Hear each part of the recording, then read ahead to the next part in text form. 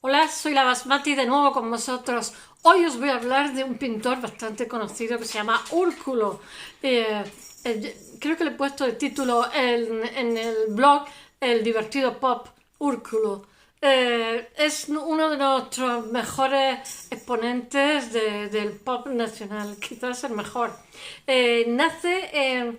Voy a hacer un pequeño semblante antes de empezar. Esto es una selva de fecha. Además, os voy a decir una cosa. He estado viendo diferentes biografías y todas dicen cosas totalmente diferentes. En una dice, por ejemplo, la que me ha aprendido un poco yo, que está durante 9 meses porque tiene una hepatitis. En otra dice que tiene una tuberculosis. Y en otra que he leído dice que tiene una hepatitis y una tuberculosis. ¿Con qué nos quedamos? En fin, unos disparates que a la hora de hacer la biografía, yo creo que si eres famoso escribe tu biografía porque si no después van a especular con lo que ha sido tu vida de forma exagerada. Bueno, él nace, no sé si creo que es en el 34 o en el 38, perdón, en el 38 antes de que acabe la guerra, o sea, nace en Santurce, Vizcaya, y su familia, creo que a los 2 años, en el año 40 o 41 por ahí, emigra a Langreo porque es una cuenca minera donde puede encontrar trabajo. Como está el mundo, Facundo, era al revés, los asturianos los que emigraban al País Vasco, pero bueno, hay esa coyuntura, el padre trabaja como administrativo y él cuando se pone a estudiar la secundaria a los 4 años lo deja, aunque es un buen estudiante y además dibuja muy bien, ya entonces está dibujando cuando es pequeñito y conoce multitud de cuadros y los dibuja, los pinta y tal, de yo que sé, Van Gogh, infinidad de cuadros y bueno, él, su casa estaba, en fin, pues la primera posguerra que es durísima porque además aquí la posguerra ya sabéis que no tenemos plan marcha, después hacen un bloqueo a partir del año 45-46, hacen un bloqueo, con lo cual la posguerra se dilata y se dilata prácticamente hasta los años 50, primeros 50, en el que hay una guerra fría, nos colocan unas bases y a cambio de nos dan unas contraprestaciones, como son, se abren las embajadas, nos dan unos créditos internacionales y tal. Pero hasta entonces la gente está con cartillas de racionamiento, está canino.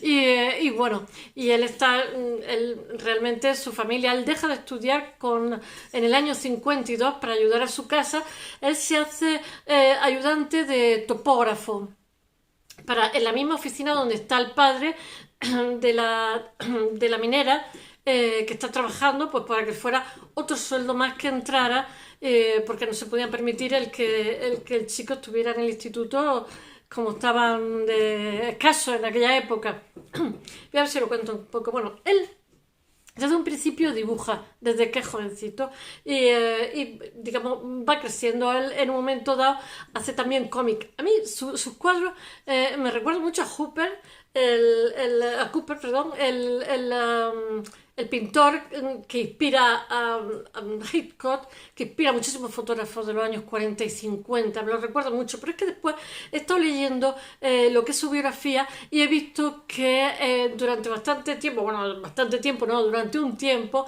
digamos, tiene una fuente de ingresos haciendo cómic en un diario de la nueva, no sé qué, Alcázar, no sé cómo se llama, así, porque él vive en Asturias, ¿no? Y hace cómic, digo yo, Tati, si es que a mí sus cuadros me parecen cómic totalmente. Yo qué sé, me parece como cómic de las novelas negras, o sea, porque ya sabéis que el cómic y el cine tienen muchísimo que ver. Bueno, el pop realmente, digamos, el boom es en los 60, pero realmente el pop está en los 50. Y él, sus cuadros, digamos, su discurso, cuando se ha hecho más famoso y tal, con sombreros de estos de los años 40, de los hombres, yo qué sé, de los neoyorquinos, no sé, me resulta muy cercano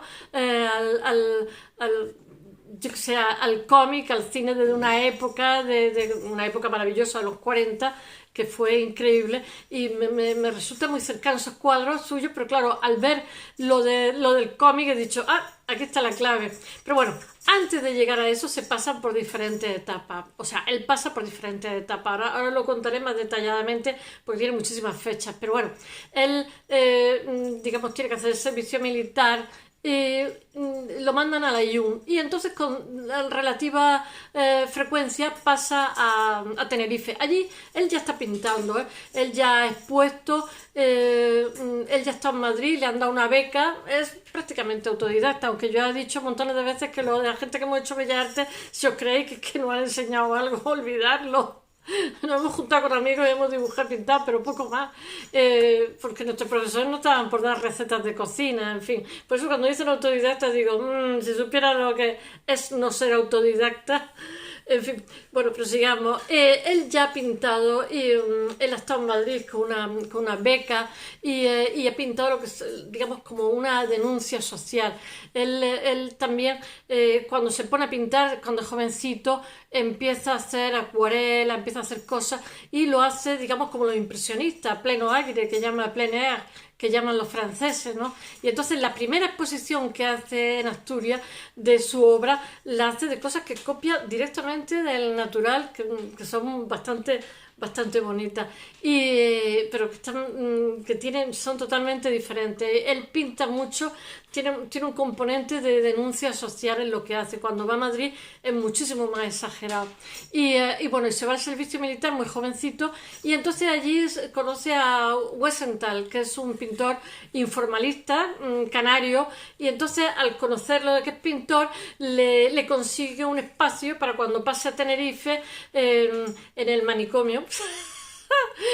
Le consigue un habitáculo para que pueda pintar y entonces la única época en que él es abstracto, que él es informalista, es la época que está por influencia, muy jovencito, y entonces está, digamos, probando otro registro, pero después, digamos, ir a Madrid y entonces el tipo de pintura que hace es una especie de informalismo de denuncia, donde va a pintar, yo que sé, gente que la está pasando canutas, pero bueno, yo de alguna manera lo entiendo.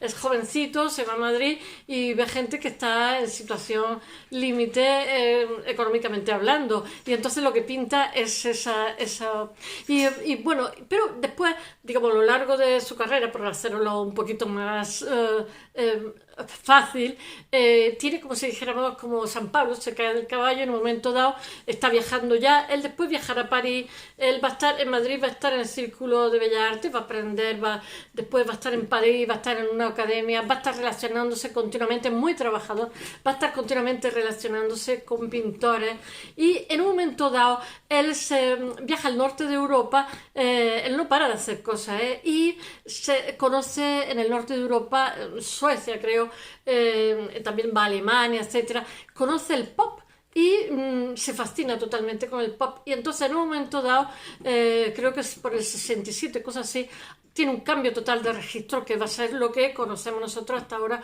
con sus sombreros, se pinta a sí mismo, se pinta de espalda, es muchísimo más personal, muchísimo más íntimo, ¿cómo diría yo? Muchísimo más cercano a lo que nos está contando, deja de hacer denuncia social y cuando llegan los 70 encima hace como una especie de series de pintura que son así como libidinosas y que, ¿cómo se llama? El autor de Pascual Duarte, que no me acuerdo cómo se llama, Cela, le dice no sé qué, Culibus o algo así, hablando sobre él, ya está en loor de multitudes, ya se está haciendo muy famoso y después va a derivar, ya está exponiendo en el extranjero, por ejemplo, él está yendo también a la Bienal de Venecia y cuando Luchino Visconti está rodando Morte a Venecia, le compra obra, le compra 2 cuadros, él ya tiene demanda del exterior, de hecho hay obras suyas en montones de museos de todo el mundo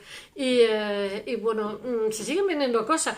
Hay otra época que se dedica, sobre todo su última época, hace muchísimas esculturas, hace sus propias pinturas, las tridimensiona. Mirad, no es porque yo sea escultora, pero he de deciros que bueno, Barceló también ha terminado tridimensionando, es normal, y él decía que era un pintor que hacía esculturas y entonces entonces, por ejemplo, Moneo le encarga obra para ¿cómo se llama? La ampliación de Atocha, porque él pinta mucho el nomadismo. Él pasa también temporada en el desierto, el Sáhara, pero es que el Sáhara es muy relajante. Y entonces, pues, en Atocha hace una escultura de unas maletas, son todo maletas como de los años 40 y sus individuos son... Y después también está en Nueva York, ¿no? Y después cuando vuelve hace como una serie de Nueva York y se hace a sí mismo en Nueva York, ¿no? Como la soledad de la gran ciudad. Hace una serie muy, muy bonita. Y no sé qué contaros más. Pues que muere con 64 años de forma repentina cuando él después va, yo que sé, a una bienal a Medellín y le hacen retirar las cosas por escándalo público, porque seguramente llevaría sus series más libidinosas. Después esta también le pilla una exposición en Teherán, que es cuando la revolución de Khomeini también tiene que salir pitando para acá. No sé, él expone por todo el mundo y le pasan muchísimas cosas y muchísimas cosas muy graciosas. Pero he de deciros que cuando le sobreviene la muerte con 64 años, él no era un hombre enfermo, todo lo contrario, había estado en Estados Unidos, había estado también en Asia, venía en ese momento de que el Reina Sofía estaba haciendo en el año 2003 como una especie de promoción, era como un país invitado, está haciendo una promoción de lo que es el arte español en Asia, y entonces pues él se ha ido porque previamente ha expuesto pues, obra, el Reina Sofía, obra de Picasso, obra de Dalí y tal, y digamos la última etapa de esas exposiciones la hace él con obras suyas de lo que es el pop español de, yo qué sé, del siglo XXI, que estamos en 2003, y cuando vuelve de todos esos viajes, que esos viajes son muy agotadores, vuelos transoceánicos, no se puede hacer con 20 años, pero se pega una paliza de viaje y lo que supone de jet lag, etcétera. Bueno, cuando vuelve del viaje, él ya es un pintor famosísimo, consagradísimo, está en la residencia de estudiantes y por lo visto le da un infarto y bueno, se muere. Y en fin, ya os he contado lo que es un resumencillo y ahora voy a darme prisa y os lo voy a contar lo mismo que he dicho, pero un poco más, pues bueno, que nace en Vizcaya en 1938, que le pilla al final de la guerra, que sus padres tienen que mueren en el 2003 de forma súbita, porque además deja muchísimos proyectos. Eso también trae, como dije, de Zaha Hadid, cuando se trabaja muchísimo. No todas las edades de nuestra vida, por algo hay jubilación, nos permite trabajar como locos, porque eso conlleva también pues viajar, promocionar, etcétera. Este hombre estaba en plena fama, no bajó el ritmo de su trabajo y murió joven. Yo conforme cumplo años los veo más jóvenes a todos.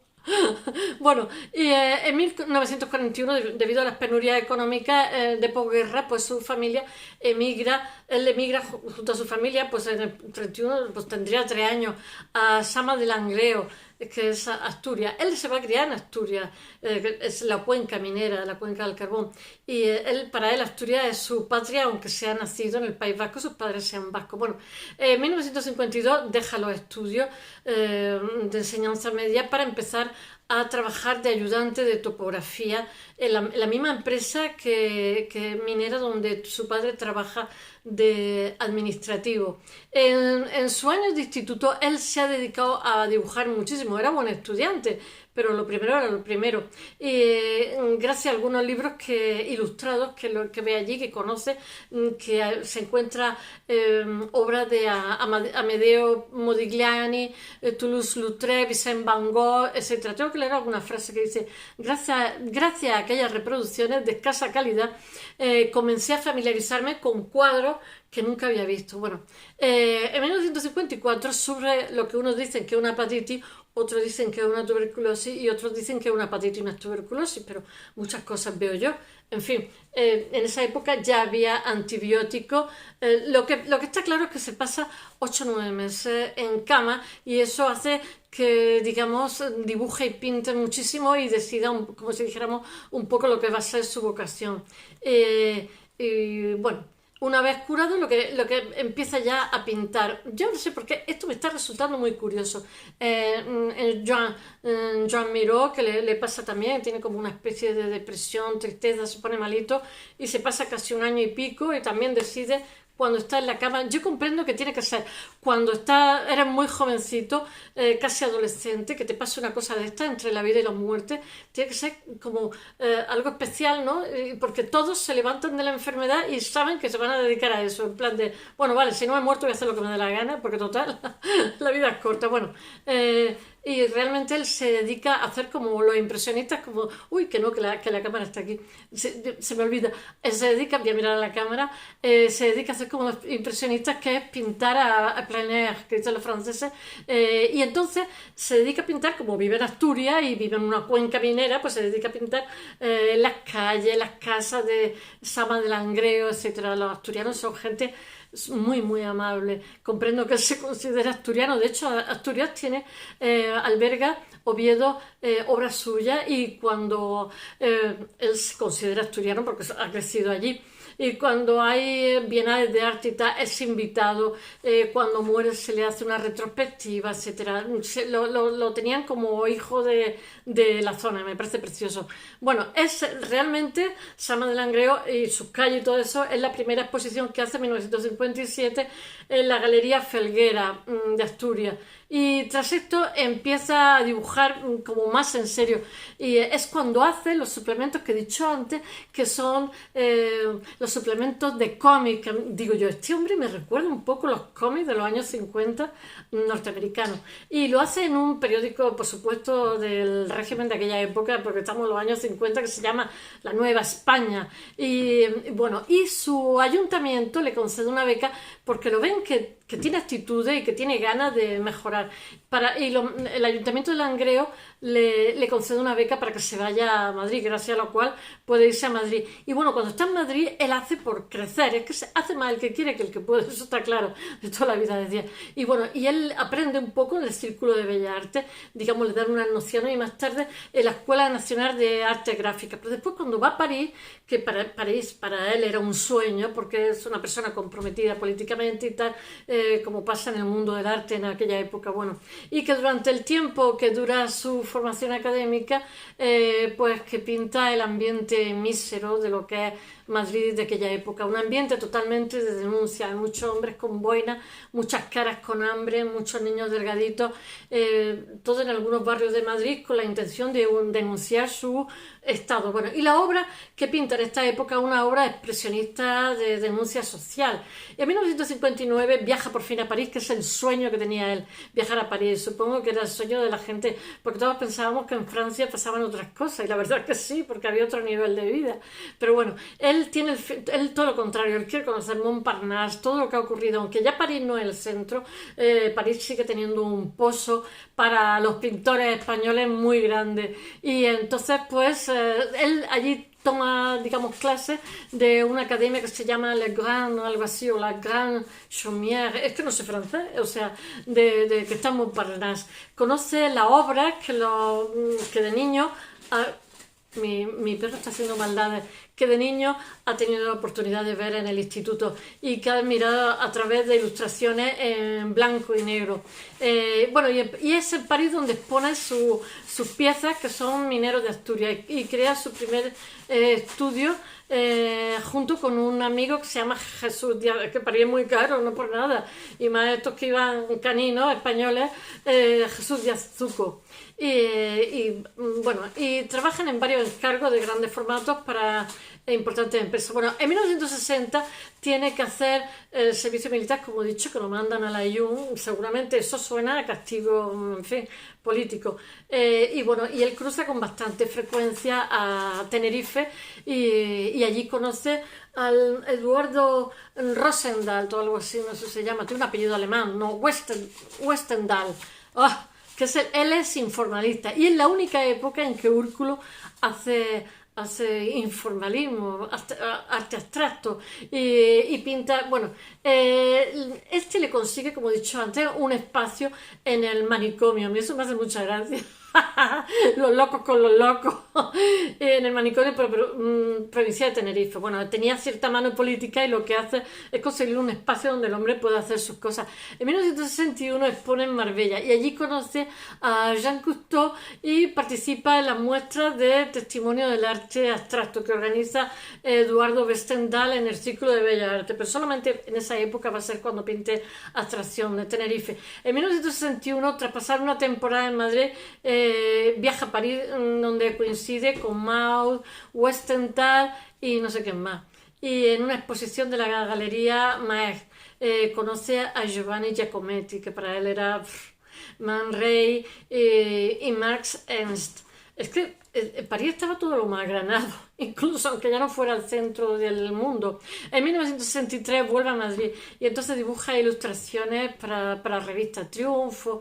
O sea, en realidad tenían que vivir como podían, o sea, en la España de aquella época comer todos los días no era lo habitual. Bueno, confecciona sobre todo en determinada gente, pobrecito. A mí me parece maravilloso que no perdiera el afán que tenía de seguir su vocación. Bueno, él confecciona la escenografía de la obra teatral La camisa, de Laura Olmo. Y en 1965 la pintura negra entra en crisis y entonces empieza a plantear, se traslada a Ibiza y allí tiene como San Pablo, se cae del caballo y bueno, en 1967 expone en Copenhague y allí y viaja también a Alemania, Dinamarca, Suecia y contacta, como he dicho antes, con pintores, o sea, artistas que se dedican a hacer obra pop americano, y también expone en San Francisco y después en Oviedo. Bueno, en 1970, os estoy haciendo una cosa así por encima porque es muchísimo más largo, porque él también colabora con Fernando Sabater, colabora muchísimo con Mérida, con las obras que hay clásicas en Mérida. Le dice que por favor que hagan las puestas, porque las que hace las hace muy bonitas, la puesta en escena de obras clásicas. Y bueno, participa en la Bienal Hispanoamericana de Arte de Medellín y allí le retiran todos sus cuadros porque atenta contra la moral y las buenas costumbres. En realidad no son cuadros porno, son cuadros eróticos. En 1970 participa en la 25 Bienal Internacional de Arte en Venecia y allí es donde Luchino Visconti, como antes he dicho, le compra 2 cuadros suyos. Para él es un honor.